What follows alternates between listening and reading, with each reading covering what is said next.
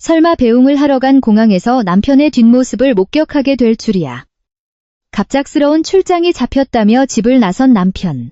하지만 내가 공항에서 본 것은 등이 깊게 파인 섹시한 드레스를 입은 내연녀와 남들의 시선은 아랑곳하지 않고 농밀하게 껴안고 있는 남편의 모습이었습니다. 그 자리에 얼어붙은 나, 그리고 아무것도 모르는 7살 딸아이가 던진 너무도 순수해서 잔인했던 한마디. 아빠, 일하러 간 거 아니었어? 그 순간 남편의 얼굴에서 핏기가 가셨습니다. 하지만 그는 사과는커녕 그 자리에서 우리 모녀를 버리고 내연녀와 함께 게이트 너머로 사라져버렸습니다. 이 이야기는 믿었던 남편에게 배신당하고 전 재산마저 빼앗길 뻔했던 전업주부가 밑바닥에서 일어나 남편과 내연녀에게 최고의 복수를 완성하기까지의 통쾌한 역전극입니다. 눈물의 결단과 속 시원한 결말을 부디 마지막까지 놓치지 마세요. 인천국제공항 제1여객터미널. 월요일 오전 10시. 공항 특유의 상기된 공기가 로비를 채우고 있었다. 이제 막 여행을 떠나는 사람들의 웃음소리, 안내 방송의 울림, 그리고 매끄러운 바닥을 굴러가는 캐리어의 규칙적인 소리. 하지만 나, 미영 40세에게 그 소리들은 어딘가 먼 세상의 일처럼 들려왔다. 엄마, 비행기 빨리 가버리겠어. 내 코트 자락을 잡아당기며 딸 유나 7세가 걱정스러운 듯 올려다보았다. 나는 황급히 미소를 지으며 딸의 작은 손을 마주 잡았다. 괜찮아, 유나야. 시간은 아직 충분하니까. 우리는 지금 나의 친정이 있는 부산으로 내려가는 길이었다. 그저 가벼운 기분 전환, 혹은 조금 이른 봄방학. 그렇게 스스로를 타일렀지만 마음속 깊은 곳에 자리 잡은 무거운 납덩어리 같은 감각은 지워지지 않았다. 남편 건우, 45세와의 사이에 흐르던 차가운 침묵. 최근 몇 달간 그는 집에서도 늘 얼빠진 모습이었다. 일이 바쁘다, 프로젝트가 막바지다. 그렇게 반복하는 남편의 말을 나는 필사적으로 믿으려 했다. 미안, 미영아. 급한 출장이라 배웅은 못 갈 것 같아. 오늘 아침 도착한 메시지. 나는 그것을 믿었다. 그가 정말로 일이 바빠서 가족을 위해 헌신하고 있다고 3층 출국장으로 향하는 에스컬레이터에서 내렸을 때였다. 와, 사람 진짜 많다.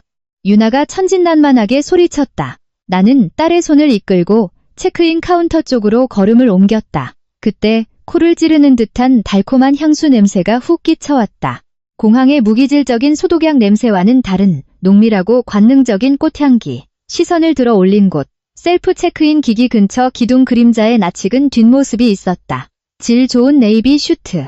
내가 지난달에 세탁소에 맡겼던 남편의 가장 아끼는 이탈리아제 슈트다. 심장이 쿵하고 크게 뛰었다. 배웅하러 와준 걸지도 몰라. 그렇게 생각한 순간 나의 안도감은 예리한 칼날에 의해 갈갈이 찢겨 나갔다. 그는 혼자가 아니었다. 건우의 품 안에는 한 여자가 쏙 안겨 있었다. 공항이라는 공공장소임을 잊은 듯 두 사람은 밀착해 있었다. 그 여자, 유리는 나의 수수한 니트와 청바지와는 대조적으로 너무나도 강렬했다. 그녀가 입고 있는 것은 등이 대담하게 파인 샴페인 골드빛 세틴 원피스. 움직일 때마다 광택을 바라며 그녀의 젊고 풍만한 바디라인을 노골적일 정도로 강조하고 있었다. 그 위에는 퍼가 달린 캐시미어 스토를 무심하게 걸쳤고 발끝에서는 아찔한 핀일이 빛나고 있었다. 마치 영화 속 여배우처럼 혹은 이제 막 신혼여행이라도 떠나는 사람처럼 그녀는 건우의 가슴에 얼굴을 묻고 있었다. 건우 오빠, 너무 기대돼. 드디어 단둘이네. 거리가 꽤 떨어져 있었는데도 그녀의 콧소리 섞인 달콤한 목소리가 내 고막에 직접 울려 퍼지는 듯한 착각이 들었다. 건우의 손이 그녀의 허리를 감쌌다. 내가 몇 년 동안이나 닿아보지 못했던 그곳을 그는 더없이 애틋하게 쓰다듬고 있었다. 시야가 빙글하고 왜곡되었다. 전신의 피가 역류하며 손끝부터 급속도로 차가워졌다. 이게 현실일까? 아니면 악몽일까? 머릿속이 새하얘지고 숨쉬는 법조차 잊어버릴 것 같던 그때였다. 내 손을 잡고 있던 유나가 튕기듯 소리를 질렀다. 엄마, 봐봐, 저기 아빠 있어? 딸의 목소리는 잔인할 정도로 밝고 또렷하게 울려 퍼졌다. 주위에 몇몇 사람이 뒤를 돌아보고 유나가 손가락으로 가리키는 곳을 쳐다보았다.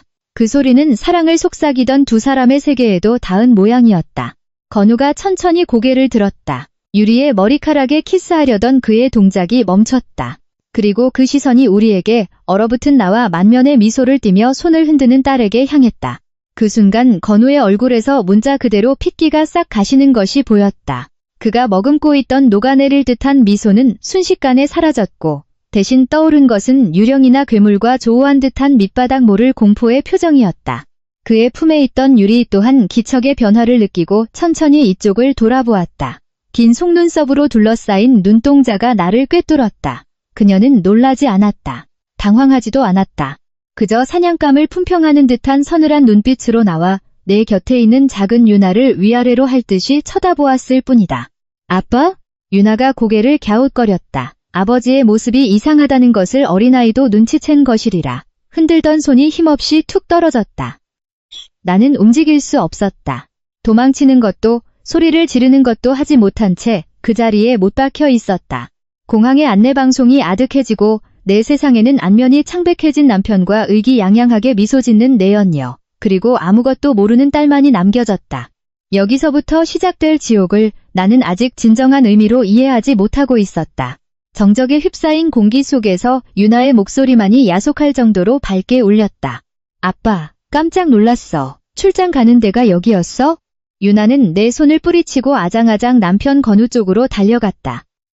건우는 내연녀 유리를 아는 채 마치 가위에 눌린 것처럼 꼼짝도 하지 못했다. 그 얼굴은 흑빛을 넘어 백지장처럼 새하얘졌다. 이마에서는 식은땀이 배어 나오고 있었다. 아, 유나야. 건우의 목이 떨리며 갈라진 목소리가 새어나왔다. 그는 황급히 유리에게서 몸을 떼려 했지만 유리는 작정한 듯 그의 손을 꽉 움켜쥐었다.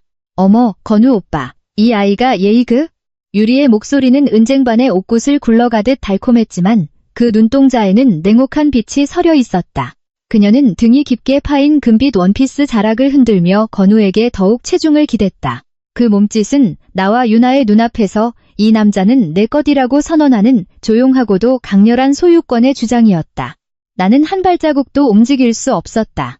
위장 깊은 곳에서부터 신물이 올라오고 발밑이 무너져 내리는 듯한 감각에 빠졌다. 아빠, 일하러 간 거잖아. 근데 왜 저 언니랑 안고 있어? 엄마가 아빠는 밖에서 혼자 열심히 일하고 있다고 했는데. 유나의 너무나도 순수한 질문. 그것은 그 어떤 고함이나 욕설보다도 날카롭게 건우의 심장을 꿰뚫었을 터였다. 주위의 여행객들이 발걸음을 멈추고 이쪽을 지켜보고 있었다.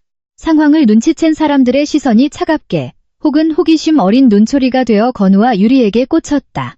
아빠. 유나가 건우의 바지 밑단을 잡아당겼다. 아빠가 자신을 번쩍 안아 올려주기를 평소처럼 착하게 있었어? 라며 웃어주기를 딸은 기다리고 있었다. 하지만 건우의 반응은 절망적이었다. 그는 유나의 손을 마치 더러운 벌레가 닿기라도 한 것처럼 매몰차게 뿌리친 것이다. 지금은 안 돼. 유나야, 저리 가 있어.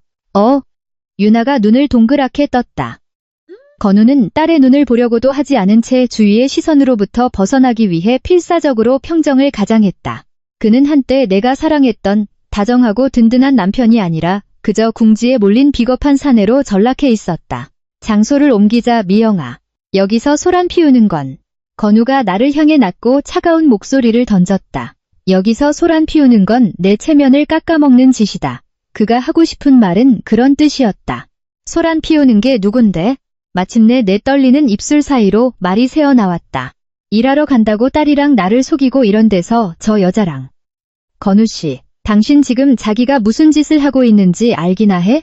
내 목소리는 스스로도 놀랄 만큼 낮았고 분노로 떨리고 있었다. 그러자 그때까지 가만히 관찰하고 있던 유리가 한 발 앞으로 나섰다. 그녀는 건우의 어깨에 살포시 손을 얹고 나를 향해 완벽하게 계산된 동정의 미소를 띄웠다. 사모님, 오빠도 말씀하시다시피 감정적으로 구는 건 좋지 않아요. 아이도 보고 있는데 보기 흉한 짓은 피하셔야 하지 않을까요? 당신, 우린 이제 곧 중요한 비행이 있잖아. 그치, 건우 오빠? 유리는 건우를 올려다보며 달콤하게 속삭였다. 그 말은 나에 대한 선전포고였다. 그녀는 이 상황을 불쌍한 본처가 행패를 부리고 있다는 시나리오로 다시 쓰려 하고 있었다. 건우는 유리와 나를 번갈아 본 뒤 어처구니 없게도 유리의 손을 다시 꽉 고쳐 잡았다. 미영아, 자세한 건 돌아가서 얘기하자. 지금은 가야 해. 기다려. 아빠, 가지마. 유나가 울음 섞인 목소리로 소리치며 건우를 뒤쫓으려 했다. 하지만 건우는 단 한 번도 뒤돌아보지 않고 유리를 데리고 우선 탑승 게이트 쪽으로 걸어갔다. 고급스러운 하이힐 소리를 내며 걷던 유리가 어깨너머로 딱 한 번 이쪽을 쳐다보았다. 그녀의 입꼬리가 살짝 올라갔다. 수고해, 아줌마. 그렇게 말하는 것만 같았다. 나는 울부짖는 유나를 그 자리에 주저앉아 껴안는 것밖에 할 수 없었다. 공항의 화려한 조명이 나의 눈물을 차갑게 비추고 있었다. 내가 믿어왔던 10년간의 결혼 생활이 이 터미널 바닥에 내동댕이 쳐져 산산조각 난 순간이었다. 하지만 나는 아직 몰랐다. 그가 꾸미고 있던 배신이 불륜 여행 따위의 낭만적인 이름이 아니었다는 것을, 그리고 그가 우리 모녀를 버리기 위한 준비를 이미 완료해 두었다는 사실을. 아빠, 아빠, 기다려. 유나의 필사적인 외침이 높은 천장으로 허무하게 빨려 들어갔다. 그러나 탑승 게이트 너머로 사라져가는 건우의 뒷모습이 단 한 번이라도 이쪽을 돌아보는 일은 없었다. 자동문이 비정하게 닫히고 두 사람의 모습은 완전히 차단되었다. 남겨진 것은 환하게 불이 켜진 로비와 주위의 동정 어린 시선, 그리고 내 품 안에서 떨며 오열하는 딸의 체온뿐이었다. 왜 아빠 그냥 가버린 거야? 나 나쁜 아이였어? 유나가 훌쩍이며 내 코트를 작은 손으로 꽉 움켜쥐었다. 그 질문에 나는 대답할 수가 없었다. 목구멍 안쪽이 타들어가는 것 같았고 말을 꺼내려 하면 비명 같은 통곡이 쏟아져 나올 것 같았기 때문이다. 나는 딸의 귀를 막듯 꽉 안아주었다. 건우의 곁에서 그 황금빛 드레스를 찰랑거리던 여자의 웃음소리가 아직도 귓가에 들러붙어 있었다. 수고해, 아줌마. 그 의기양양하던 시선, 그 여자는 처음부터 우리가 거기에 있다는 것을 알고 있었던 건 아닐까. 그런 의심이 머리를 스치자 전신에 격렬한 오한이 들었다. 아빠는 갑자기 일하러 가야 했어. 유나야, 미안해. 아빠가 너무 서둘러서 그랬을 거야. 내 입으로 내뱉는 거짓말에 비참함의 구역질이 날 것 같았다. 무슨 소리를 하는 거야? 나는 그런 꼴을 보고도 아직 그 인간을 감싸는 거짓말을 하는 건가? 하지만 지금 유나에게 아빠는 저 여자를 선택하고 우린 버린 거야 라는 잔인한 진실을 들이밀 용기가 내겐 없었다. 우리는 기어다니듯 공항 벤치에 주저앉았다. 예정되어 있던 부산행 비행기는 곧 출발할 시간이었다. 하지만 내 발은 한 발자국도 움직이지 않았다. 가족이라는 형태가 이렇게 허무하게 단 몇 분 만에 붕괴해버리다니. 엄마, 집에 갈래. 얼굴이 붉게 달아오른 채 유나가 불안한 듯 나를 쳐다보았다. 나는 그 눈동자를 보고 비로소 제정신이 들었다. 집으로 돌아간다고? 그 남자와 살았던, 거짓으로 점철된 그 집으로? 그 인간이 구름 위에서 내연녀와 샴페인 잔을 기울이고 있을 때 나는 그 인간의 찌든 때 묻은 빨래를 하며 귀가를 기다린단 말인가? 아니, 돌아가지 않아. 나는 유나의 눈물을 엄지손가락으로 닦아주었다. 내 손끝은 여전히 얼음장처럼 찼지만 가슴속 깊은 곳에서는 지금까지 느껴본 적 없는 검은 불꽃이 조용하지만 맹렬하게 타오르기 시작하고 있었다. 부산 할아버지, 할머니 댁으로 가자. 둘이서 여행하는 거야. 아빠는 이제 됐어. 아빠는 자기가 좋아하는 곳으로 갔으니까. 나는 자리에서 일어나 무거운 캐리어 손잡이를 꽉 쥐었다. 건우가 없는 삶. 그것은 내가 24살에 그를 만난 이후 단 한 번도 상상해 본 적 없는 미지의 세계였다. 두려움이 없다고 하면 거짓말이리라. 하지만 그 이상으로 그가 떠나며 유나의 손을 뿌리치던 그 순간의 광경이 내 마음을 강철처럼 단단하게 바꿔놓았다. 건우 씨, 당신은 오늘 가장 소중한 걸 버린 거야. 자기 딸을 그런 식으로 대하는 남자를 난 평생 용서 안 해. 우리는 부산행 게이트를 향해 걸어갔다. 무빙워크에 올라타 흘러가는 경치를 바라보았다. 몇 분 전, 남편과 내연녀가 다정하게 걸어가던 바로 그 풍경이다. 달콤한 향수의 잔향마저 떠도는 것 같아 나는 극심한 구역질을 느꼈다. 비행기가 이륙하고 고도를 높여갔다. 발 아래 펼쳐진 서울의 풍경이 작아지는 것을 바라보며 나는 스스로에게 다짐했다. 이건 끝이 아니야. 네가 시작한 이 지옥을 내가 끝내줄게. 하지만 이때의 나는 아직 몰랐다. 건우가 파놓은 진짜 함정이 내가 부산에 도착한 순간 이빨을 드러낼 것이라는 사실을. 불륜 여행이라고만 생각했던 그 여행은 그가 나와 유나의 보금자리를 완전히 빼앗기 위해 준비한 냉혹한 카운트다운의 시작이었던 것이다. 부산 김해공항에 내려 친정으로 향하는 택시 안에서 나는 무심코 스마트폰의 알림을 확인했다. 거기에는 건우가 보낸 메시지가 아니라 은행 어플에서 온 불길한 알림들이 떠 있었다.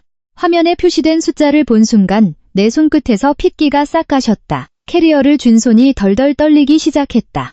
엄마, 왜 그래? 또 아빠야? 유나의 목소리도 들리지 않을 만큼 나는 화면을 응시했다.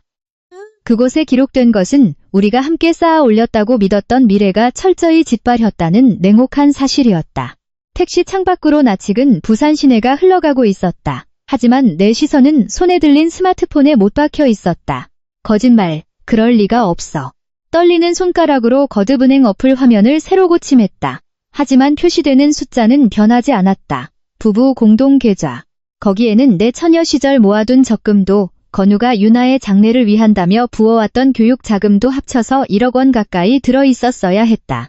그것이 고작 480원이 되어 있었다. 거래 내역을 거슬러 올라가 보니 몇 주 전부터 여러 번에 나누어 교묘하고도 계획적으로 거액의 출금이 이루어지고 있었다. 그리고 마지막 결정타는 오늘 아침 우리가 인천공항 로비에서 얼어붙어 있던 바로 그 시각이었다. 건우가 혹은 그 여자가 마지막 남은 잔액마저 싹 비워버린 것이다. 엄마, 표정이 무서워. 옆에서 내 옷소매를 쥐는 유나의 목소리에 흠칫 정신을 차렸다. 보니 내 손은 하얗게 질릴 정도로 스마트폰을 꽉 쥐고 있었고 너무나 큰 충격에 숨소리마저 얕아져 있었다. 미안해, 유나야. 아무것도 아니야. 괜찮아. 쥐어짜낸 목소리는 스스로도 놀랄 만큼 갈라져 있었다. 괜찮을 리가 없었다. 건우는 단순한 불륜 여행을 떠난 게 아니었다.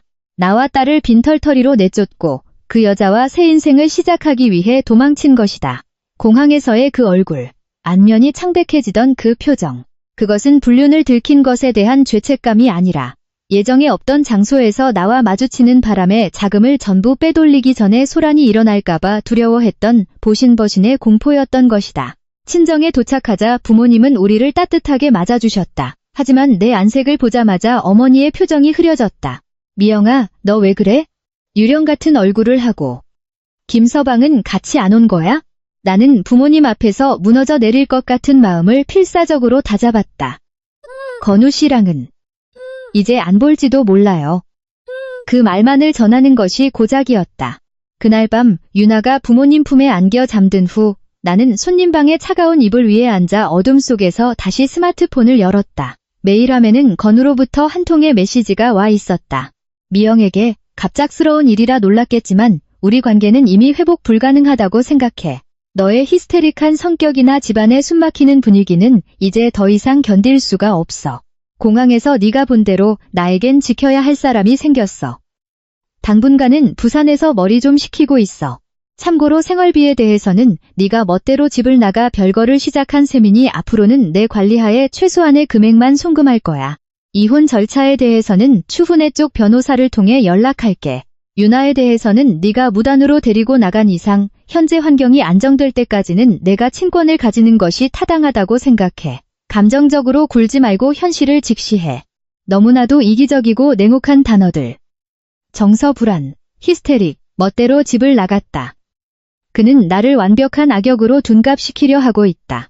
자신이 내연녀와 해외로 도주한 사실을 은폐하고 내가 딸을 데리고 제멋대로 친정으로 도망친 것으로 꾸미려는 것이다. 게다가 친권이라고? 돈을 뺐고 집을 뺐고 그 위에서 아이까지 빼앗겠다는 건가? 공항에서 자기 딸을 매몰차게 밀치고 올린 놈이 무슨 입으로 친권을 운운한단 말인가? 웃기지 마. 어둠 속에서 조용히 분노가 끓어올랐다. 눈물은 더 이상 나지 않았다. 절망이라는 깊은 바닥을 뚫고 지나간 끝에 남은 것은 얼음처럼 차갑고 예리한 결의뿐이었다. 그는 엘리트 종합상사 직원이다. 세상의 시선과 논리를 무기로 나를 무력한 전업주부로 짓밟을 심산이겠지. 하지만 그는 딱 하나 큰 착각을 하고 있다. 엄마라는 생물이 제 자식을 지키기 위해 얼마나 잔혹해지고 또 치밀해질 수 있는지를 모른다는 것이다. 나는 화면을 닫고 어둠 속에서 창밖을 응시했다.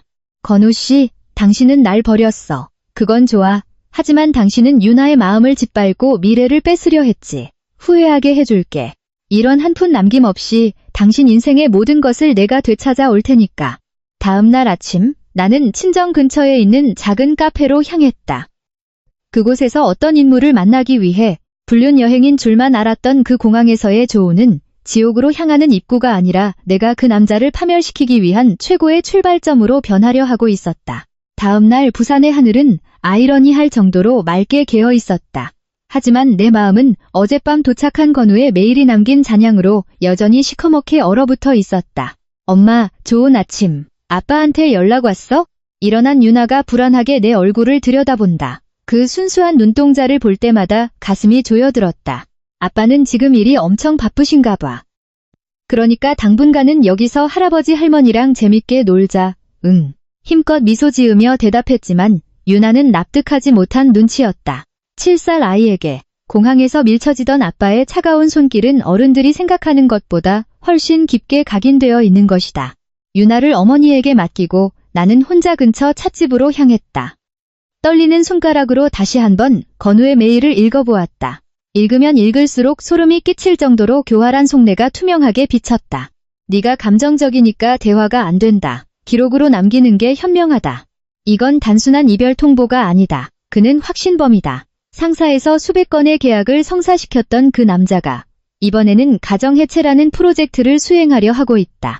나를 정서불안정인 여자로 몰아가 조정이나 재판에서 유리한 고지를 점하기 위한 포석. 그 공항에서의 조우조차도 그는 아내가 잠복해 있다가 소란을 피웠다는 사실로 둔갑시킬 게 뻔했다. 믿을 수가 없어. 커피잔을 쥔 손이 잘게 떨린다. 내가 가족을 위해 생활비를 아끼고 건우의 건강을 생각해 식단을 짜고 유나의 성장을 둘이서 기뻐해온 10년. 그 모든 것을 그는 숨막히는 시간이라는 한마디로 잘라내려 하고 있다. 그리고 그 황금빛 드레스를 입었던 여자, 유리. 그녀의 촉촉한 눈동자와 건우의 팔에 휘감기던 하얀 손가락. 건우는 그 젊음과 천박한 우월감을 위해 딸의 눈물을 제물로 바친 것이다. 지잉. 스마트폰 화면이 밝아졌다. 건우로부터 확인사살 같은 메시지가 도착했다. 생활비 말인데 당분간은 월 50만 원씩 내 개인 계좌로 보낼게. 친정에 있으니 그 정도면 충분하겠지. 공동 계좌권은 향후 재산 분할 과정에서 정산하자. 괜한 소란 피우면 유나의 양육 환경에 악영향을 끼친다고 판단해서 법적 조치를 앞당길 수밖에 없어. 알았으면 답장해. 50만 원. 서울에서의 생활을 뒷받침해온 나에게 친정에 기생하라는 모욕. 공동 계좌에서 1억 원을 빼돌려 놓고 재산 분할로 정산하겠다니 어느 입으로 그런 소리를 하는가. 그쯤 되면 그 돈은 전부 그 여자와의 사치스러운 생활에 증발해 버릴 게 뻔했다. 아, 그래. 그런 속셈이구나, 건우 씨. 내 안에서 무언가가 조용히 그리고 완전히 죽어버렸다. 그것은 그에 대한 일말의 애정이자 언젠가는 예전으로 돌아갈 수 있을지도 모른다는 얄팍한 기대였다. 눈물은 이제 한 방울도 나오지 않았다. 대신 뱃속 깊은 곳에서부터 냉철한 분노가 솟구쳐 올랐다. 그는 내가 울고불고 전화로 욕설을 퍼붓고 이성을 잃기를 기다리고 있는 것이다. 그렇게 되면 거 봐라. 내 아내는 이렇게 불안정하다. 딸을 맡길 수 없다고 주장할 수 있을 테니까. 당신 뜻대로는 안 돼. 절대로. 나는 심호흡을 하고 거칠어진 숨을 골랐다. 답장은 하지 않는다. 지금은 그에게 상황을 제멋대로 조종하고 있다는 착각을 심어줄 필요가 있다. 그가 구름 위에서 혹은 휴양지의 침대 위에서 자신의 완벽한 계획에 도취해 있는 동안 나는 그가 상상도 못할 곳에서 반격의 준비를 시작할 것이다. 나는 스마트폰 브라우저를 열고 키워드를 검색했다. 이혼 변호사 최강, 은닉 재산조사, 상간녀 위자료 시세. 화면에 나열되는 무기질적인 법률 용어들이 지금의 나에겐 유일한 무기로 보였다. 건우 씨는 논리와 세상의 시선으로 싸울 셈이겠지. 그렇다면 나는 당신의 그 완벽한 커리어와 그토록 지키고 싶어 하는 체면 그 자체를 관역으로 삼아주겠어. 찻집을 나서자 차가운 바람이 뺨을 때렸다. 친정으로 돌아가는 길, 나는 쇼윈도 너머로 봄 신상 원피스를 바라보았다. 기다려, 유나야. 엄마가 아빠한테 뺏긴 것들 전부 다 되찾아올게. 그 공항에서 네가 흘린 눈물목까지 철저하게. 그때 모르는 번호로부터 문자 메시지 한 통이 도착했다. 인천공항에서 사모님을 뵈었습니다. 잠시 뵐 수 있을까요? 심장이 덜컥 내려앉았다. 건우가 보낸 사람인가? 아니면 이 의문의 메시지가 내 운명을 크게 바꾸게 될까? 의문의 메시지를 응시한 채 나는 친정 대문 앞에 우두커니 섰다. 인천공항에서 그 수라장을 목격했던 누군가일까? 건우가 나를 감시하기 위해 보낸 사람, 혹은 유리라는 여자의 음습한 괴롭힘. 최악의 상상이 머리를 스쳤지만 지금의 나는 잃을 것 하나 없는 처지다. 나는 떨리는 손가락으로 답장을 보냈다. 누구시죠? 무슨 일로 이러시는 건가요? 몇 분 뒤 돌아온 것은 의외의 답변이었다. 저는 사모님의 적이 아닙니다. 오히려 공통의 지인을 둔 사람이지요. 지금 댁 근처 공원에 와 있습니다. 유나 양에게는 비밀로 하고 잠깐 나오실 수 있나요? 공통의 지인, 그 말에 이끌리듯 나는 어머니에게 잠시 산책을 다녀오겠다고 말하고 공원으로 향했다. 해질녘 공원 벤치에 한 여성이 앉아 있었다. 50대 후반쯤 되었을까. 고급스러운 회색 캐시미어 코트를 걸치고 등줄기를 꼿꼿하게 편 그 모습에서는 하루아침에 몸에 배지 않는 기품과 수라장을 헤쳐나온 사람 특유의 고요한 박력이 풍겨왔다. 메시지 보내신 분이? 내 질문에 여성은 천천히 일어나 온화한 미소를 지었다. 처음 뵙겠습니다. 미영씨. 놀라게 해서 미안해요. 저는 한여진, 그냥 한 변호사라고 부르세요. 실은 몇 년 전까지 남편분 건우씨의 직속 상사였던 사람의 아내였습니다. 상사의 아내. 그 말의 의미를 이해하는데 몇 초가 걸렸다. 공항에서 우연히 뵙게 되었어요. 건우씨 곁에 있던 여성, 그 유리라는 아이. 그 아이는 제 남편의 비서로 일한 적도 있었거든요. 그 두 사람의 관계는 회사 내에서는 공공연한 비밀 같은 거였어요. 심장이 세차게 뛰었다. 건우는 몇 달 전부터라고 했다. 하지만 한 변호사님의 이야기는 달랐다. 두 사람의 관계는 훨씬 더 뿌리 깊고 계획적이었던 것이다. 미영씨, 건우씨는 지금 당신을 정서불안에 가출한 아내로 주위에 각인시키려 하고 있습니다. 내 남편도 똑같은 수법으로 나를 내쫓으려 했기 때문에 알아요. 그 남자들은 자신이 가장 옳고 논리적이라고 믿죠. 그렇기 때문에 자신의 이야기를 보강하기 위해 아내를 망가진 인간으로 만들어버리는 겁니다. 그녀는 가방에서 낡은 검은색 수첩 하나를 꺼내 나에게 건넸다. 이건 내가 남편과 싸울 때 썼던 겁니다. 건우 씨는 내 남편에게서 그 내쫓기 수법을 배웠어요. 하지만 그에게는 치명적인 약점이 있죠. 자기가 절대적으로 옳다고 믿기 때문에 세세한 부분에서 멍청해진다는 겁니다. 나는 수첩을 넘겼다. 거기에는 불륜 증거 수집 방법, 재산 은닉 간파하는 법, 그리고 상대방이 방심하는 틈을 만드는 방법이 빼곡히 적혀 있었다. 미영씨, 지금 절망 속에 빠져 있겠죠. 하지만 공항에서의 그 한마디 유나 양이 던진 말은 그에게 있어 최대의 오산이었습니다. 공공장소에서 그는 도망쳤다는 사실을 스스로 만들어버린 겁니다. 증인은 당신만이 아니에요. 그 자리에 있던 모두입니다. 한 변호사님의 말이 내 얼어붙은 마음에 불을 불어넣고 있었다. 먼저 그의 서재, 서울집에 한 번 더 다녀와야 합니다. 그는 당신이 두 번 다시 그 집에 안 돌아올 거라고 굳게 믿고 있어요. 그렇기 때문에 증거는 아직 그곳에 잠들어 있을 겁니다. 하지만 비밀번호를 바꿨을지도 몰라요. 아니요, 그는 세상의 체면을 중시하는 남자입니다. 아내를 내쫓았다는 사실을 남기는 짓은 아직 하지 않았을 거예요. 대화를 요구하는 선량한 남편 행세를 해야 하니까요. 나는 검은 수첩을 꽉 움켜쥐었다. 건우 씨, 당신은 나를 감정적인 여자로 매장할 셈이었어. 하지만 난 이제 안 울어. 당신이 유리와 샴페인을 터뜨리는 동안 난 당신의 그 올바름이라는 위선의 가면을 한 겹씩 벗겨내줄 거야. 친정으로 돌아오자 유나가 블록 장난감으로 놀고 있었다. 엄마, 어디 갔었어? 잠깐, 싸울 준비 좀 하고 왔어. 유나를 껴안자 작은 몸에서 따뜻한 아이의 체온이 전해져 왔다. 이 아이를 지키기 위해서라면 나는 어떤 진흙탕이라도 걸어갈 수 있다. 다음 날 아침, 나는 어머니에게 유나를 맡기고 다시 서울행 비행기에 올랐다. 한 변호사님에게 전수받은 전략은 이러했다. 상대방이 승리를 확신하고 방심한 틈에 급소를 찌른다. 김포공항에 내린 나는 더 이상 그날에 떨고 있던 여자가 아니었다.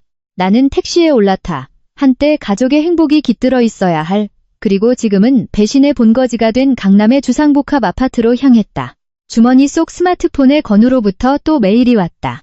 유리도 내 걱정을 하고 있어. 원만한 합의를 위해 우리 측 변호사와 일정을 조율해줘. 걱정하고 있다. 구역질이 날 것 같은 거짓말이었지만 나는 처음으로 그에게 답장을 보냈다.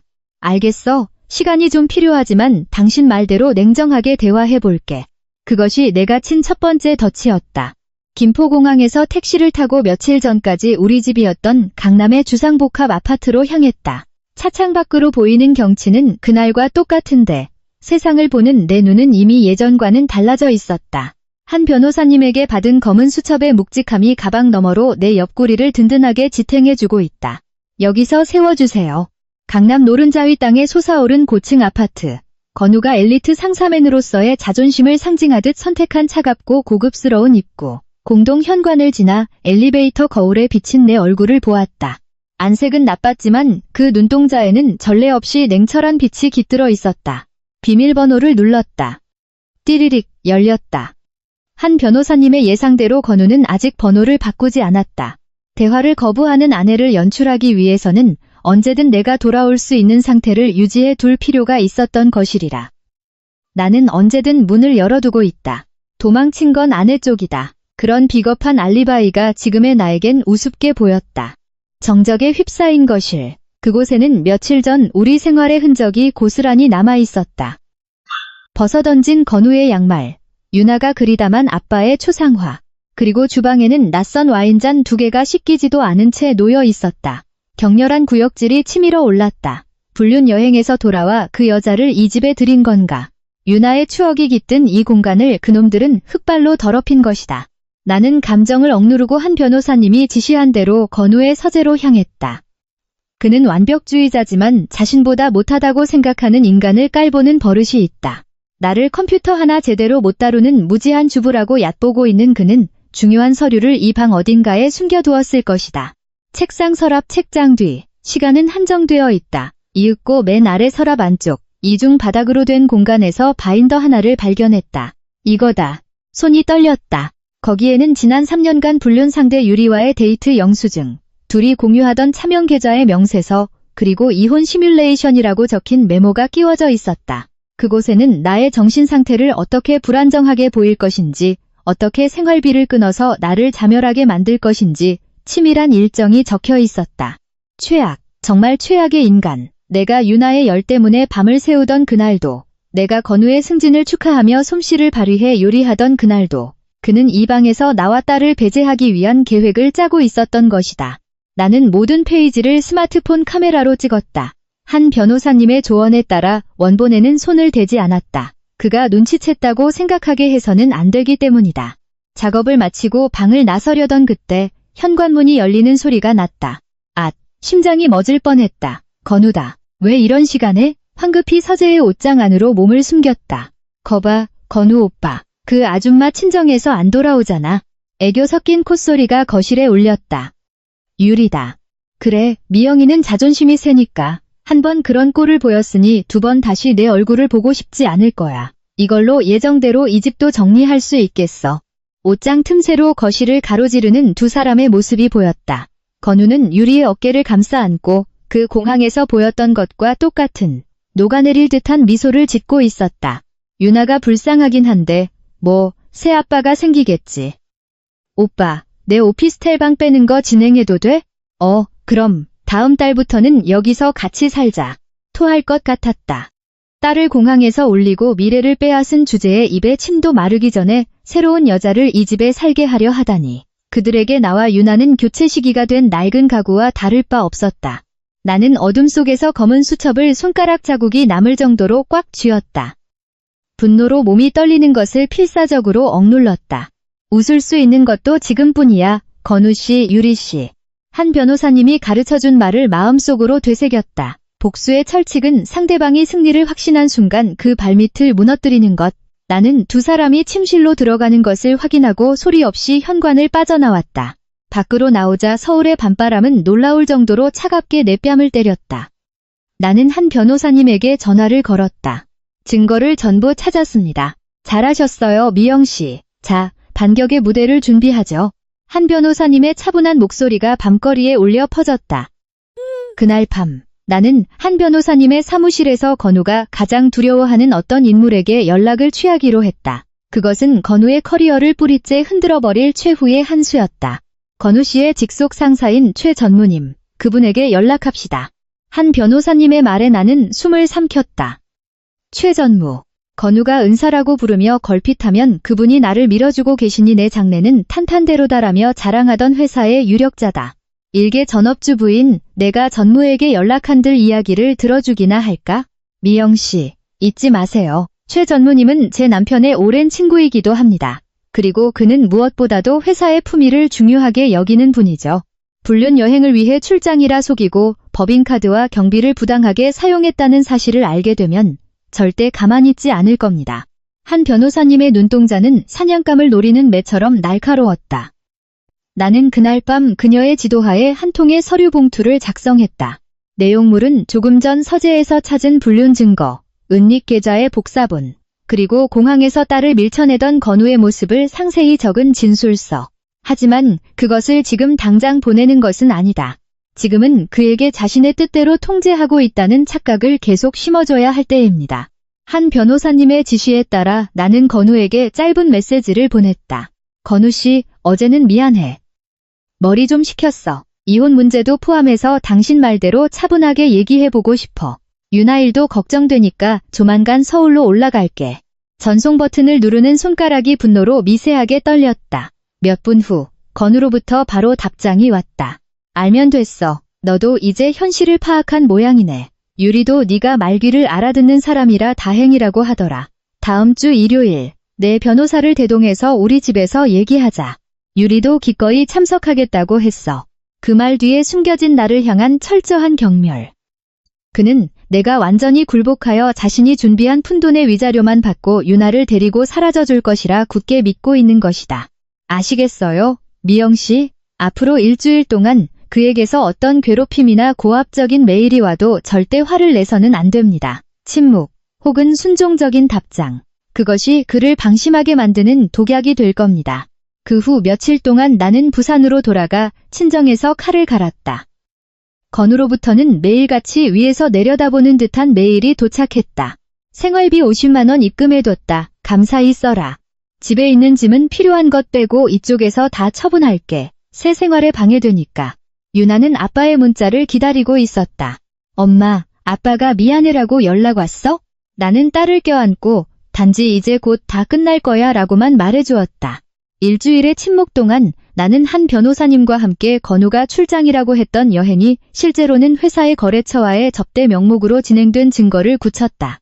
그는 불륜 여행의 호텔비와 식사비를 어처구니없게도 법인카드 접대비로 회사에 청구하고 있었던 것이다. 그것은 불륜이라는 개인적인 배신을 넘어선 완전한 배임 및 횡령 행위였다. 준비는 끝났습니다. 조정기일 전날, 나는 최 전무의 자택으로 그 서류 봉투를 속달로 보냈다. 한 변호사님의 네트워크를 이용해 최 전무가 주말에 그 내용을 정밀하게 검토하고 분노를 끌어올릴 시간을 계산한 투함이었다. 반면 건우는 아무것도 모른다. 그는 일요일의 대화라는 이름의 처형식을 향해 유리와 함께 승리의 축배를 들고 있을 것이다. 그리고 맞이한 일요일 아침, 나는 다시 강남 아파트 앞에 서 있었다. 옆에는 한 변호사님, 그리고 내 손에는 딸 유나의 작은 손. 유나야, 오늘은 아빠한테 진짜 이야기를 듣는 날이야. 무섭지 않아? 응, 엄마랑 같이 있으니까 안 무서워. 유나는 공항에서 보였던 나약한 딸이 아니었다. 엄마의 결의를 피부로 느끼며 어린 나이에도 싸움을 이해하고 있는 듯 늠름한 표정을 짓고 있었다. 초인종을 눌렀다. 문이 열리자 그곳에는 셔츠 단추를 살짝 풀고 여유로운 미소를 띤 건우가 서 있었다. 거실 안쪽에서는 커피향과 그 여자의 즐거운 콧노래가 들려왔다. 아, 왔어? 미영이. 그리고 유나도. 자, 빨리 끝내자. 우리도 이따 약속이 있어서 말이야. 건우는 우리 뒤에 서 있는 한 변호사님의 존재조차 눈치채지 못한 것 같았다. 아니면 그저 곁에 따라온 친척 정도로 생각하고 있는 걸까? 네, 시작하죠. 건우 씨, 당신 인생의 진짜 끝의 시작을. 내가 차갑게 내뱉자 건우는 순간 멍한 표정을 지었다. 하지만 그 오만한 얼굴이 공포로 일그러지기까지는 단 몇 분도 걸리지 않았다. 거실에 들어선 순간 건우의 스마트폰이 요란하게 울리기 시작했기 때문이다. 화면에 표시된 이름은 최전무. 거실 테이블 위에 놓인 건우의 스마트폰이 미친 듯이 진동하고 있었다. 화면에 떠오른 최전무라는 세 글자를 본 순간 건우의 여유만만했던 표정이 급격히 굳어졌다. 뭐야, 일요일 이 시간에. 건우는 동요를 감추지 못하는 손길로 스마트폰을 집어들었다. 유리는 소파에 깊숙이 기대앉아 노출이 심한 원피스 사이로 각선미를 드러내며 빨리 받아봐, 오빠라며 여유로운 미소를 짓고 있었다. 그녀는 아직 자신들의 발밑이 소리를 내며 무너져 내리고 있다는 사실을 눈치채지 못하고 있었다. 네, 최 전무님, 수고하십니다. 건우입니다. 네, 그건. 건우의 얼굴이 눈에 띄게 흑빛으로 변해갔다. 지금 당장요? 하지만 오늘은 좀. 아닙니다. 알겠습니다. 바로 가겠습니다. 통화가 끊어짐과 동시에 건우의 스마트폰이 손에서 미끄러져 카펫 위로 둔탁한 소리를 내며 굴러떨어졌다. 오빠, 왜 그래? 무서운 표정 짓고. 유리가 일어나 건우의 팔에 매달렸다. 하지만 건우는 그 팔을 난폭하게 뿌리쳤다. 최 전무님이 내일 긴급 징계위원회를 연대. 나랑 너를 회부하시겠대. 뭐, 나도? 유리의 얼굴이 경련했다. 건우는 내 얼굴을 쏘아죽일 듯한 기세로 노려보았다. 미영이 너, 최 전무님한테 무슨 짓을 한 거야? 회사에 뭘 보낸 거냐고. 나는 말없이 가방에서 서류 한 장을 꺼내 테이블 위로 미끄러뜨렸다. 한 변호사님께 들었어요. 당신이 불륜에 쓴 비용을 최 전무님의 소중한 클라이언트와의 접대비로 올렸다는 거. 공사 구분을 떠나 훌륭한 업무상 횡령이잖아요. 건우 씨, 너 컴퓨터도 만질 줄 모르는 주제에. 제가 만지지 않아도 당신의 서재에는 모든 게 남아 있었어요. 당신이 날 무지한 주부라고 얕보고 있는 동안 난 당신의 모든 것을 기록했죠. 건우는 이성을 잃고 내게 달려들려 했다. 하지만 그때 뒤에 서 있던 한 변호사가 날카로운 목소리로 제지했다. 거기까지 하시죠. 건우 씨, 당신의 행동은 모두 이쪽 녹음기에 기록되고 있습니다. 유리 씨도 오피스텔 방 빼는 거 건우 씨가 재촉했던 모양인데 유감이네요. 내일부터 이분 백수가 될지도 모르거든요. 그럴 리 없어.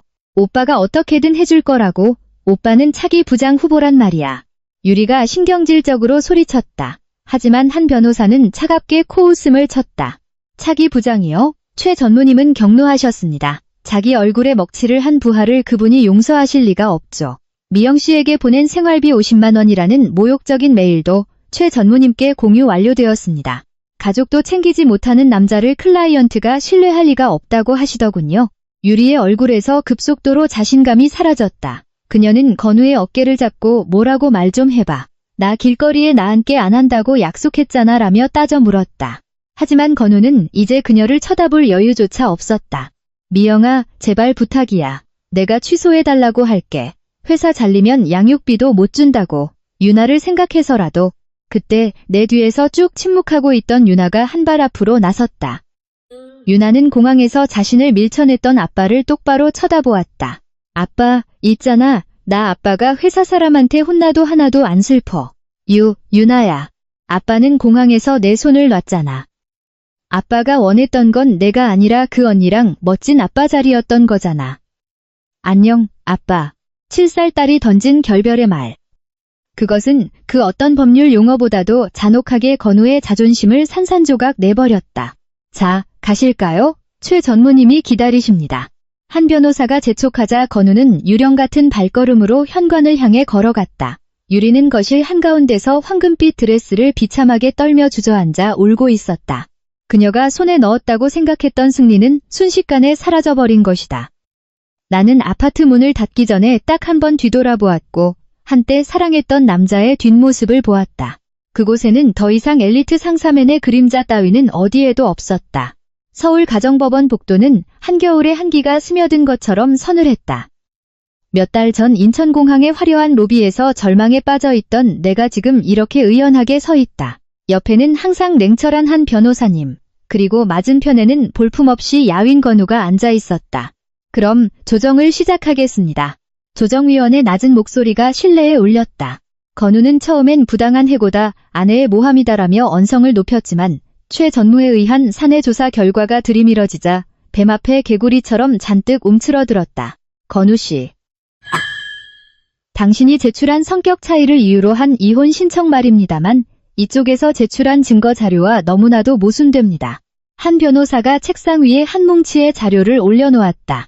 그것은 공항에서의 동영상, 유리와의 불륜 영수증, 그리고 그날 공동계좌에서 1억 원이 인출된 기록이었다. 이걸 보십시오. 딸 유나 양이 아빠에게 도움을 청하는 것을 무시하고 내연녀와 게이트로 향하는 당신의 모습입니다. 공항 CCTV 영상 증거 보전 완료되었고 마침 그 자리에 있던 목격자의 증언도 있습니다. 게다가 회사의 경비를 부정 사용한 업무상 배임 및 횡령. 이래도 아직 미영 씨에게 귀책 사유가 있다고 우기실 겁니까? 조정위원인 여성이 안경 너머로 건우를 꿰뚫어 볼 듯한 시선을 보냈다. 건우 씨, 당신은 아내가 히스테릭해서 딸의 교육에 나쁘다고 주장했습니다만 정작 딸을 공항에서 울부짖게 내버려둔 건 다름 아닌 당신 자신 아닙니까? 건우는 입을 뻐끔거리며 이마에서 비 오듯 땀을 흘렸다. 그건 업무 스트레스로 일시적으로 판단력이 흐려진 것뿐이고 공동 계좌의 돈도 자산 운용의 일환으로 내연녀인 유리씨의 오피스텔 보증금과 해외 명품 구매에 충당하는 것이 자산운용이라고 말씀하시는 거군요. 한 변호사의 날카로운 추궁에 건우는 마침내 할 말을 잃었다. 그는 자신이 만들어낸 비극의 남편이라는 대본이 한꺼풀씩 정성스럽게 벗겨지는 공포에 떨고 있었다. 이제 됐어, 건우씨. 나는 처음으로 그의 눈을 보며 입을 열었다. 한때 존경하고 사랑했던 남자. 하지만 지금 눈앞에 있는 것은 자신의 거짓말에 빠져 익사해가는 가련한 괴물에 불과했다. 당신은 공항에서 유나의 손을 뿌리쳤어. 그 순간 당신은 아빠이기를 포기한 거야. 돈도 커리어도 잃은 건 당신의 자업자득. 하지만 유나의 마음에 상처를 준 것만큼은 만 번 죽어 마땅해. 미영아, 제발. 내가 잘못했어. 마가 끼었던 거야. 회사도 잘리게 생겼어. 더 이상 몰아붙이지 마. 유나도 아빠가 실직자가 됐다는 걸 알면 유나를 당신 보신의 도구로 쓰지 마. 나는 차갑게 쳐냈다. 그 아이는 이미 당신의 진짜 모습을 알고 있어. 그날 손을 놓은 순간 그 아이는 더 이상 당신 딸이 아니야. 한 변호사님, 다음 서류를. 한 변호사가 미리 준비했던 조정안을 내밀었다. 이혼의 성립, 위자료 및 재산분할로서 은닉한 예금 전액의 반환과 가산금, 딸의 친권과 양육권은 미영에게, 면접교섭은 딸이 원할 경우에만 감독하에 실시, 양육비 산정, 장래의 퇴직금을 포함할 것, 여기에 서명을 거부한다면 즉각 민사소송 및 업무상 횡령으로 형사고소도 불사하겠다는 최 전무의 전언. 형사고소라는 단어에 건우의 어깨가 덜덜 떨렸다. 엘리트로 살아온 그에게 전과가 남는다는 것은 사회적 죽음을 의미한다. 그는 떨리는 손으로 펜을 들고 마치 자신의 목숨을 깎아내듯 한 글자씩 서명했다. 그 옆에서 나는 마음속으로 공항에서 울고 있던 그날의 불쌍한 나 자신에게 말을 건넸다. 괜찮아, 이제 다 끝났어. 조정실을 나오자 복도 창문으로 밝은 햇살이 비치고 있었다. 유나는 한 변호사님의 사무실에서 내가 돌아오기를 기다리고 있다. 일말의 오차도 없이 나는 모든 것을 되찾았다. 하지만 나의 반격은 이것으로 끝이 아니었다. 건우를 버린 유리라는 여자에게도 아직 치러야 할 대가가 남아 있었던 것이다. 조정실을 나선 건우의 뒷모습은 예전에 자신감 넘치던 엘리트의 그림자 따윈 찾아볼 수 없이 마치 중력에 짓눌린 노인처럼 굽어 있었다. 하지만 나는 아직 걸음을 멈추지 않는다. 건우와의 싸움이 끝났다 해도 그날 황금빛 드레스를 찰랑거리며 내 딸을 비웃었던 여자의 몫이 남아있다. 일주일 후 나는 한 변호사와 함께 시내의 조용한 호텔 라운지에 있었다. 그곳에 나타난 유리는 공항에서 보았던 화려함과는 거리가 먼 모습이었다. 명품이 아닌 수수한 회색 원피스를 입었고 자랑이던 긴 머리는 푸석해져 있었다. 무슨 일이시죠? 건우 오빠랑은 이제 헤어졌어요. 전 피해자라고요. 유리는 의자에 앉자마자 피해자 행세를 하며 내뱉었다. 건우가 실직 위기에 처하고 자산이 동결되었다는 사실을 알게 된 순간 그녀는 손바닥 뒤집듯 그를 버린 것이다. 피해자, 우스운 소리를 하시네요. 나는 한 변호사가 준비한 서류 봉투를 그녀 앞으로 내밀었다. 이거 당신과 건우 씨가 해외여행 가서 명품을 사재기했을 때의 영수증과 당신 오피스텔 보증금이 공동 계좌에서 빠져나간 증거예요. 당신이 건우 씨의 불륜 상대일 뿐만 아니라 그의 배임 횡령의 공범일 가능성을 시사하는 자료들이죠. 유리의 얼굴이 경련했다. 공범이라니. 난 그 사람 총각인 줄 알았어요. 속은 거라고요.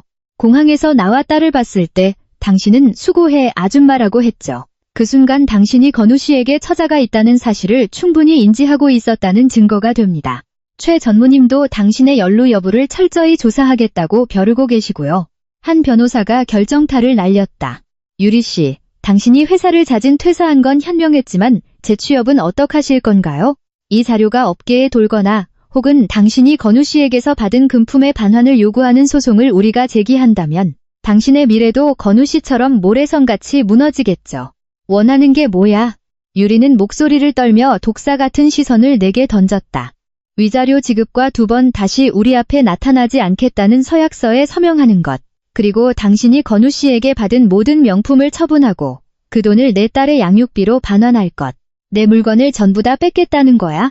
뺏는 게 아니지. 원래 그건 내 딸의 장래를 위한 교육 자금이었으니까. 당신이 사치를 위해 탕진한 시간을 돌려받는 것뿐이야. 나는 차갑게 쏘아붙였다. 유리는 한참 동안 나를 노려보았지만 한 변호사가 경찰이라는 단어를 입에 올린 순간 떨리는 손으로 펜을 들었다. 그녀가 서약서에 서명하는 소리를 들으며 나는 공항에서의 그 끔찍한 잔상을 머릿속에서 완전히 지워버렸다. 황금빛 드레스, 달콤한 향수 냄새, 의기양양한 웃음. 그것들은 모두 가짜 광채였던 것이다. 한 달 후, 건우는 회사에서 징계 해고에 가까운 형태로 쫓겨났다. 퇴직금은 거의 몰수되어 횡령액 변제에 쓰였다. 최 전무의 냉철한 인맥 덕분에 그의 악행은 업계 내에 쫙 퍼졌고 한때의 엘리트 상사매는 주택담보대출이 남은 집을 처분하고 늙은 부모님의 시골집으로 쫓기듯 내려갔다고 한다. 한편 유리 또한 명품을 모두 헐값에 처분하고 거액의 위자료를 지불한 뒤 서울에서 도망치듯 떠났다. 엄마, 그 나쁜 사람들 이제 안 와? 부산의 아파트에서 유나가 창밖을 보며 불쑥 물었다. 응, 2번 다시 우리 삶을 더럽히지 못할 거야. 약속해. 나는 유나를 꼭 안아주었다. 건우에게서 되찾은 돈은 유나 명의의 신탁 계좌에 넣어두고 그 아이가 성인이 될 때까지 일절 손대지 않기로 했다. 나는 자립하기 위해 예전에 따두었던 자격증을 살려 지역의 작은 무역회사 사무직으로 취직했다. 사치스러운 생활은 아니다. 고급 레스토랑의 디너도 화려한 해외여행도 없다. 하지만 아침에 일어나 딸과 아침을 먹고 거짓 없는 대화를 나눈다. 그 당연한 평온함이 무엇보다도 사치스럽고 자랑스럽게 느껴졌다. 하지만 내 이야기에는 아직 다음 장이 남아 있었다. 배신의 흉터가 옅어지기 시작할 무렵 한 남자가 우리 앞에 나타난 것이다. 그는 복수심에 불타고 있던 내 마음에 다시 한번 사람을 믿는다는 빛을 밝혀주게 된다. 이혼이 성립된 지 2년, 부산의 바다와 가까운 작은 동네에서 나와 유나의 새로운 생활은 놀라울 정도로 조용하게, 그리고 힘차게 뿌리를 내리고 있었다. 예전의 강남 주상복합 아파트 같은 화려함은 없다. 아침에 창문을 열면 바다 내음이 희미하게 밀려오고 근처 빵집에서 갓 구운 빵 냄새가 풍겨온다. 그런 소박한 일상이 지금의 나에겐 무엇보다 사랑스러웠다. 나는 지역의 작은 상사에서 사무직으로 일하고 있었다. 경력 단절은 있었지만 한 변호사님과의 싸움에서 몸에 익힌 치밀함과 냉철함은 의외일 정도로 업무에 큰 도움이 되었다. 상사와 동료들은 나의 과거를 캐묻지 않고 한 명의 인간으로서, 한 명의 어머니로서 존중해 주었다. 엄마, 봐봐, 오늘 그림 100점 맞았어.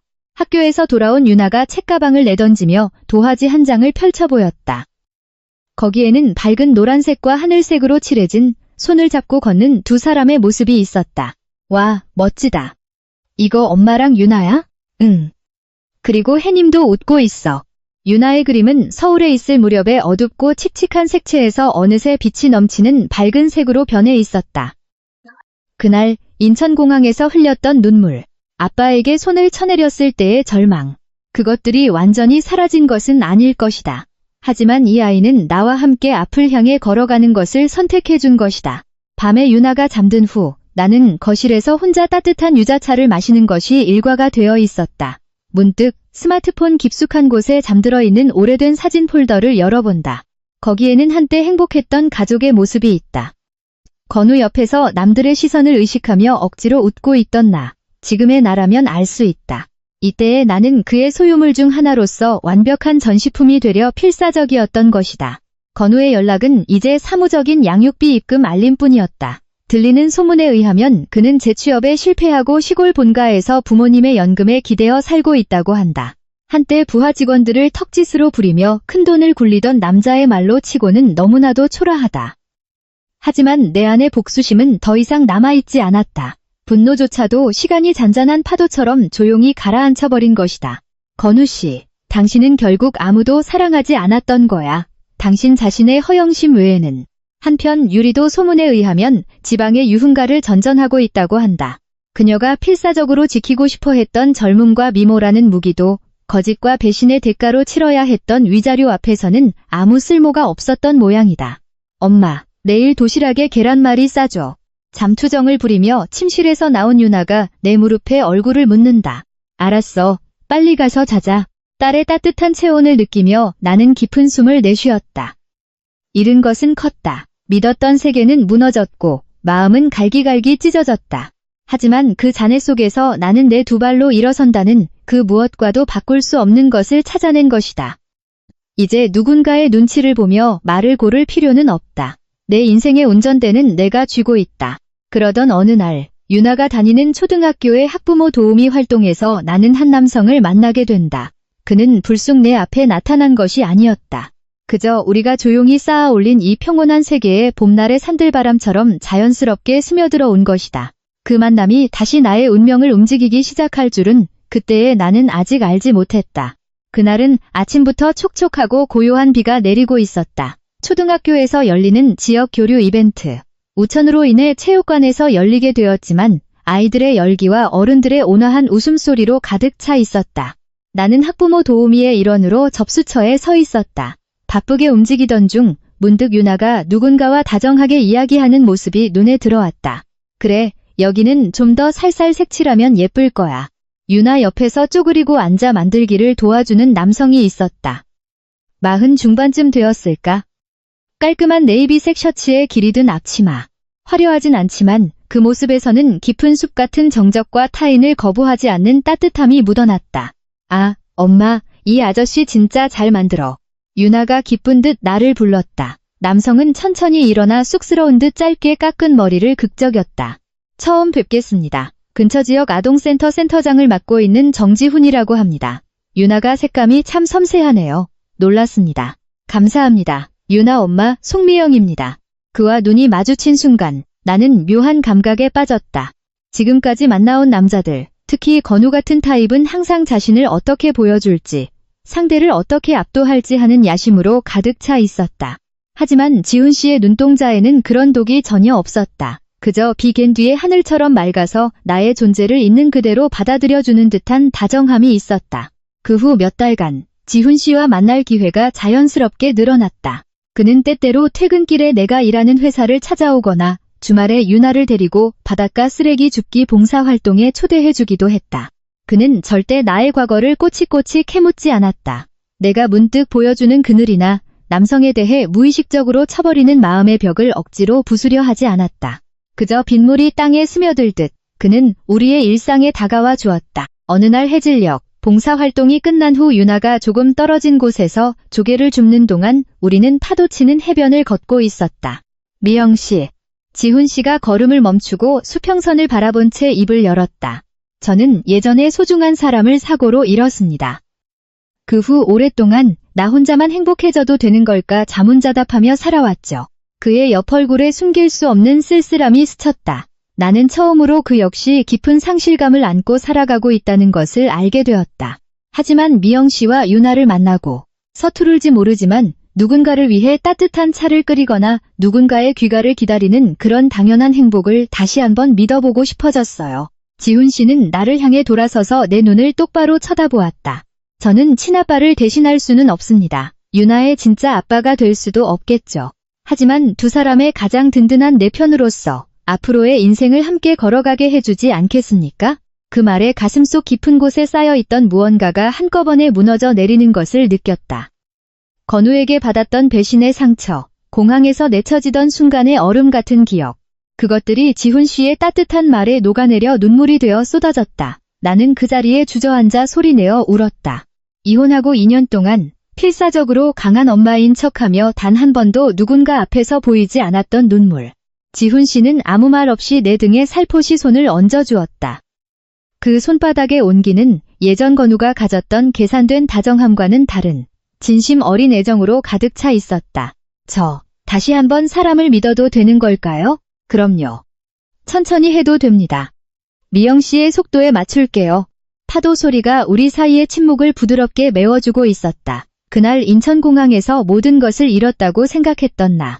하지만 그 끝이 있었기에 지금 나는 이렇게 거짓 없는 사랑 앞에 서 있다.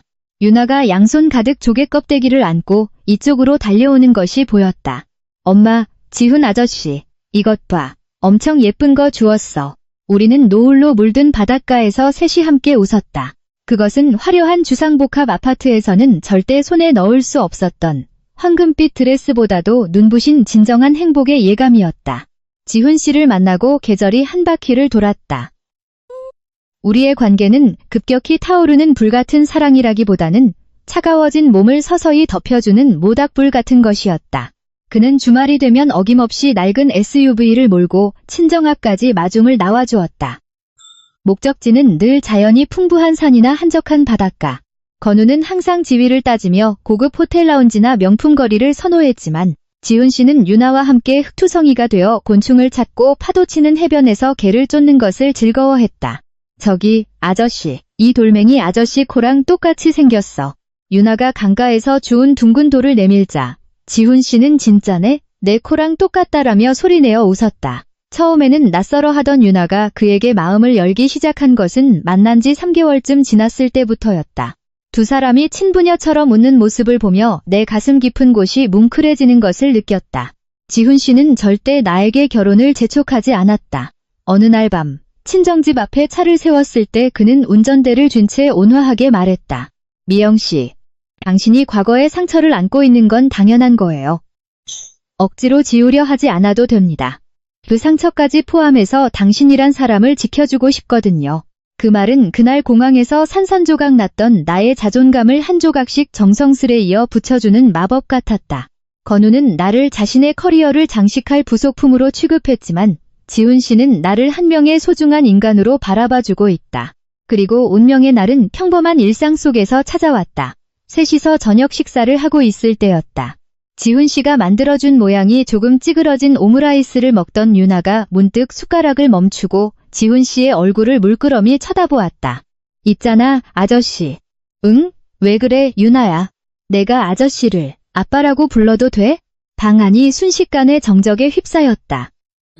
나는 쥐고 있던 물컵을 떨어뜨릴 뻔했고 지훈 씨는 놀라움에 눈을 크게 뜬 채 굳어버렸다. 유나의 눈동자는 곧고 맑아 한 점의 그늘도 없었다. 그날 공항에서 친아빠에게 배신당하고 깊은 절망 속에 있던 7살 소녀. 그 아이는 지난 1년 동안 지훈 씨가 부어준 대가 없는 사랑을 그 여린 마음으로 단단히 받아들이고 있었던 것이다. 지훈 씨의 눈에 픽 눈물이 맺혔다. 그는 의자에서 일어나 유나 앞에 무릎을 꿇고 그 작은 손을 감싸 쥐듯 잡았다. 고마워. 나한테 그 소중한 이름을 부를 권리를 주는구나. 약속할게. 난 평생 너와 엄마의 손을 놓지 않을 거야. 네 아빠로서 최선을 다해 지켜줄게. 아빠. 유나가 소리치며 지훈 씨의 목을 와락 끌어안았다. 나는 두 사람의 모습이 눈물로 번져 제대로 볼 수조차 없었다. 잃어버렸던 아빠라는 단어가 훨씬 더 따뜻하고 훨씬 더 든든한 의미를 지닌 채 우리 곁으로 돌아온 것이다. 몇 달 후 우리는 작은 한옥에서 가족들끼리만 조촐한 결혼식을 올렸다. 다나한 한복을 입은 내 곁에는 조금 긴장한 표정의 지훈 씨, 그리고 우리의 결혼 반지를 소중하게 들고 서 있는 활짝 웃는 유나. 화려한 피로연도, 샴페인 골드빛 드레스도 이제는 필요 없었다. 한옥마당에 울려 퍼지는 처마 끝 풍경 소리와 소중한 사람들의 따뜻한 박수. 그것은 거짓과 배신에 거친 파도를 이겨낸 우리가 찾아낸 고요하고 결코 흔들리지 않는 종착역이었다. 결혼식이 끝난 후 마당의 나무 아래에서 가족 사진을 찍었다. 카메라를 든 사진기자 뒤로 따뜻한 봄바람이 부드럽게 스쳐 지나갔다. 내 왼쪽 네 번째 손가락에서 반짝이는 은빛 반지는 더 이상 나를 얽매는 사슬이 아니다. 그것은 자유와 신뢰, 그리고 새로운 내일을 향한 약속이었다.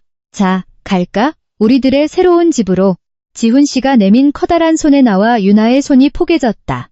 우리는 한 발 한 발 꾹꾹 땅을 밟듯 걸어 나갔다. 하지만 내 이야기의 마지막에는 딱 한 가지 마주해야 할 장소가 남아 있었다. 그것은 그날 모든 것이 시작되었던 그곳. 바로 그 공항이었다. 그날로부터 수년 후, 우리는 다시 인천국제공항 제1여객터미널 출국장에 서 있었다. 눈부신 조명, 바쁘게 오가는 사람들의 웅성거림, 그리고 캐리어가 바닥을 구르는 규칙적인 소리. 오감으로 뛰어드는 모든 것이 그날의 끔찍한 기억을 불러일으키는 방아쇠가 되어야 마땅했다. 하지만 내 곁에 있는 것은 떨고 있던 과거의 내가 아니라 지훈 씨의 든든한 팔을 꽉 잡고 있는 새로운 나였다. 아빠, 여권 챙겼어? 내 티켓은 여기 있다. 키가 훌쩍 큰 유나가 배낭을 메고 씩씩하게 걸어가고 있다. 오늘은 새로운 가족으로서 떠나는 첫 해외여행이다. 지훈 씨의 NGO 관련 일정도 겸해 우리가 선택한 목적지는 한때 건우가 나를 속이고 내연녀와 떠나려 했던 열대 휴양지와는 정반대인 북유럽의 조용한 도시였다. 문득 무빙워크 너머로 한순간 낯익은 실루엣이 겹쳐 보였다. 싸구려 비즈니스 정장을 구깃구깃하게 입고 주위의 시선을 두려워하듯 주눅든 눈빛으로 걷는 한 남자. 건우였을까? 아니면 그저 내가 잘못 본 것일까? 알 수 없다. 하지만 지금의 나에겐 굳이 확인해보려는 충동조차 잃지 않았다. 한때 그 남자가 내 세계의 중심이었다. 그 남자의 기분이 내 하늘의 날씨였고 그 남자의 배신이 내 세상의 종말이라고 생각했다. 하지만 지금 이렇게 같은 장소에 서보고 나서야 비로소 깨달았다. 그날의 지옥은 나를 파괴하기 위해 존재했던 것이 아니라 나 자신의 인생으로 해방시키기 위해 반드시 필요했던 잔혹한 세례였던 것이다. 미영아, 왜 그래? 안색이 조금. 지훈 씨가 걱정스러운 듯 내 얼굴을 들여다보며 내 차가워진 손을 감싸주었다. 그 손의 온기는 건우가 가졌던 계산된 따뜻함과는 다르다. 그저 그곳에 있는 것만으로도 나를 온전히 긍정해주는 돼지 같은 안도감이었다. 아니요, 아무것도 아니에요. 그냥 이 장소가 더 이상 무섭지 않구나 싶어서요. 나는 미소 지으며 지훈 씨의 어깨에 살포시 머리를 기댔다. 공항의 전광판이 촤르륵 소리를 내며 바뀐다. 목적지가 바뀌고 시간이 바뀌고 인생이 업데이트되어 간다. 우리는 한때 건우와 유리가 사라졌던 것과 같은 탑승 게이트를 향해 걸어갔다. 그러나 그때의 나와 같은 절망은 어디에도 없다. 유나가 지훈 씨의 손을 잡고 즐겁게 웃으며 게이트를 빠져나간다. 나 역시 한 발을 내디뎠다. 구름을 뚫고 비행기가 고도를 높여간다. 발 아래 펼쳐진 풍경이 작아지고 이윽고 파란 하늘과 하얀 구름뿐인 세상이 되었다. 나는 창밖을 바라보며 마음속으로 그날 얼어붙어 있던 나 자신에게 말을 건넸다. 봐, 너는 그날 아무것도 잃지 않았어. 너는 단지 너 자신을 되찾았을 뿐이야. 건우 씨, 유리 씨. 당신들이 내게 준 절망은 아이러니하게도 나에게 진짜 사랑을 알아보는 눈을 선물해줬어. 거짓과 허영, 껍데기로만 쌓아 올린 모래성은 더 이상 내 주위에 없다. 지금 내 손안에 있는 것은 눈에 보이지 않지만 그 무엇보다도 견고하고 따뜻한 가족이라는 유대뿐. 유나가 내 어깨에 머리를 기대고 새근새근 숨소리를 내며 잠들기 시작했다. 반대편에서는 지훈 씨가 여행지의 가이드북을 읽으며 이따금 나를 쳐다보고 다정하게 미소 짓는다. 여행은 이제 막 시작되었을 뿐이다. 앞으로의 인생, 비 오는 날도 바람 부는 날도 있겠지만 우리는 서로의 손을 놓지 않을 것이다. 그 공항 로비에서 내 두 발로 일어섰던 그날부터 내 이야기는 온전히 나의 것이 되었으니까. 창밖으로는 끝없이 펼쳐진 눈부신 하늘이 이어지고 있었다. 그 눈부심에 눈을 가늘게 뜨며 나는 조용히 눈을 감고 새로운 내일로 실려가는 이 시간을 온몸으로 느끼고 있었다. 이 이야기를 마지막까지 함께 걸어와 주신 여러분께 진심으로 감사의 말씀을 드립니다. 미영과 유나의 여정은 어떠셨나요?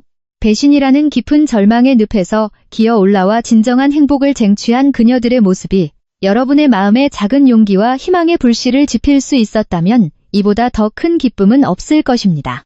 누구의 인생에나 예기치 못한 폭풍이나 발밑이 무너져 내리는 듯한 순간이 찾아올 수 있습니다. 하지만 그 끝은 반드시 새로운 무언가의 시작이기도 합니다. 미영이 그랬던 것처럼 여러분 자신의 이야기를 움직이는 주인공은 언제나 여러분 자신입니다. 여러분의 인생이라는 멋진 이야기의 앞날에 늘 따뜻한 빛이 쏟아지기를 바랍니다. 끝까지 읽어주셔서 감사합니다.